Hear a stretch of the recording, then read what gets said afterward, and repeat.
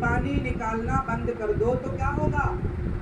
अच्छा, कुएं से पानी निकालते रहो तो क्या होगा? कुएं में पानी भरता रहता है, और कुएं से पानी निकालना बंद कर दो तो 5 साल के लिए कुएं का पानी ना निकाला जाए तो कुएं के जितने स्रोत हैं बंद हो जाएंगे। हाँ या ना?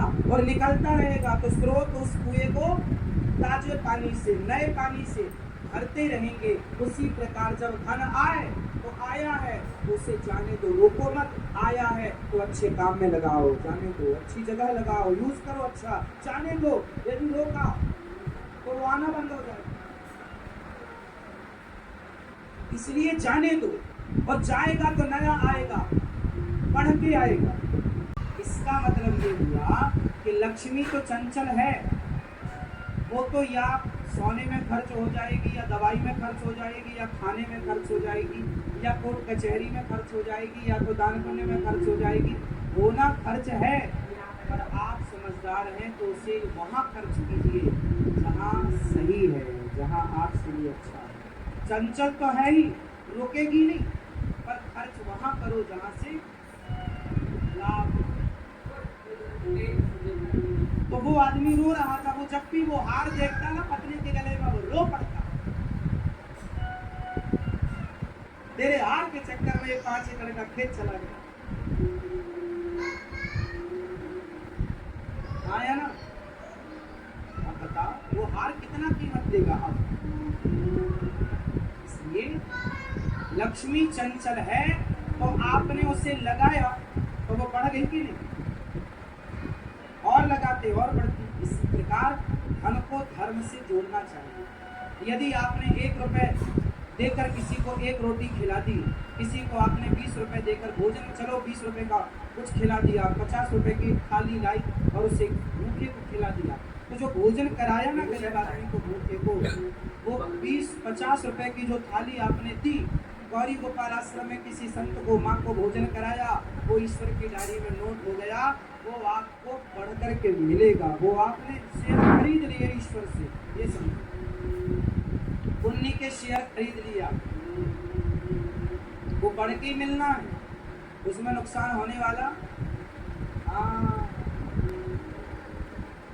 इसलिए धन को धर्म से जोड़ा जाए, और जरूरत से ज्यादा हाय हाय नहीं, शांति से जीवन जियो। पत्नी को समय दो, बच्चों को समय दो, परिवार को समय दो, हंसो मुस्कुराओ। आपकी सबसे बड़ी संपत्ति क्या है? जोर से, आपकी मुस्कान, आपकी प्रसन्नता। बहुत लोगों के पास है, पर जीवन में वो हंस नहीं पा रहे हैं, सुखी नहीं है। इसलिए जितना दिया विधाता ने उसमें धन्यवाद दो और सुखी रहो, हंसते रहो, मुस्कुराते रहो। सुखदेव भगवान राजा परीक्षित जी से कहते हैं कि जब भगवान ने ये सृष्टि की, ब्रह्मा जी ने भगवान की स्तुति की, भगवान ने चतुश्लोकी भागवत का उपदेश किया है, भगवान शांति दूत बनकर गए हैं, और दुर्योधन ने भगवान के साथ गलत व्यवहार किया, विदुरानी के छिलके भगवान खाएंगे। इसके बाद भगवान जब अपनी लीला समाप्त करके चले गए तो विदुर जी महाराज को भगवान ने याद किया। विदुर जी मैत्रेय जी के पास गए और मैत्रेय जी से एक सवाल पूछा कि भगवान ने ये संसार क्यों बनाया? भैया आप बताओ, भगवान ने ये संसार क्यों बनाया? आप बताओ, भगवान ने दुनिया बनाकर सही किया कि गलत किया? हा? कुछ लोग कहते हैं कि महाराज जी भगवान ने दुनिया क्यों बनाई? जब आप बहुत तंग होते होंगे, परेशान होते होंगे, तब आप बोलते क्यों बनाई? क्यों आप बोलते? तो बताओ क्यों बनाई भगवान ने दुनिया? अरे भाई, भगवान ने ये दुनिया क्यों बनाई? एक व्यवस्था बनाई, एक आनंद के लिए बनाया संसार, आनंद के लिए रचाया संसार। अच्छा ये बताओ, आप गाड़ी क्यों खरीदते हो? जोर से। बढ़िया बढ़िया घर में पकवान क्यों बनते हैं? तो लोग अपने ब्याह में इतना खर्चा क्यों करते हैं? आनंद आनंद के लिए।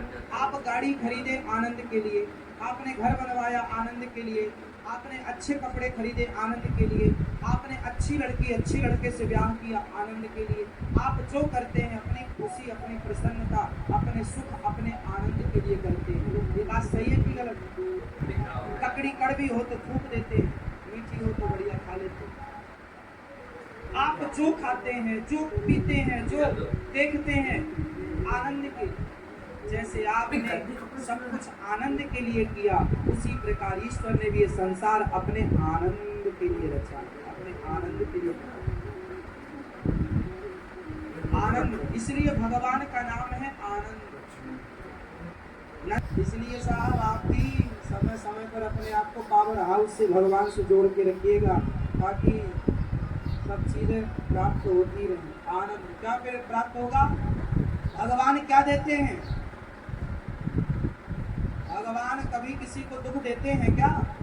हाँ। अच्छा ये बताओ, फिर ये लोग क्यों कहते हैं भगवान ने हमें बड़ा दुख दिया, बड़ा दुख दिया? ये लोग क्यों कहते हैं कि भगवान ने बहुत दुख दिया? अच्छा बताओ, भगवान किसी को दुख देते हैं? आप बताओ, दुख कौन देता है? पीछे वाले भैया बताइए, भगवान किसी को दुख देते हैं? पीछे आप बताओ, कौन दुख देता है?